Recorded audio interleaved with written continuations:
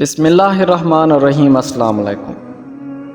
اشفاق احمد فرماتے ہیں، ایک بہت گندی روایت ہمارے ہاں یہ پائی جاتی ہے کہ اگر کوئی انسان اپنے برے اعمال کو چھوڑ کر آگے بڑھنا چاہتا ہو تو ہم لوگ اس کا ماضی اٹھا کر منہ پر مار دیتے ہیں۔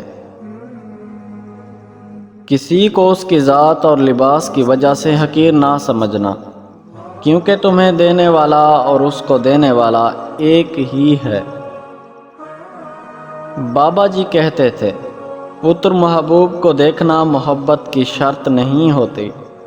کوئی بنا دیکھے اویس کرنی بن جاتا ہے اور کوئی پاس رہ کے بھی ابو جہل رہتا ہے۔ ایمان کے ساتھ ایک جھونپڑی میں رہنا کفر کے ساتھ محل میں رہنے سے بہتر ہے۔ محبت دلوں پر وہ کام کرتی ہے جو صابن جسم پر اور آنسو روح پر کرتے ہیں۔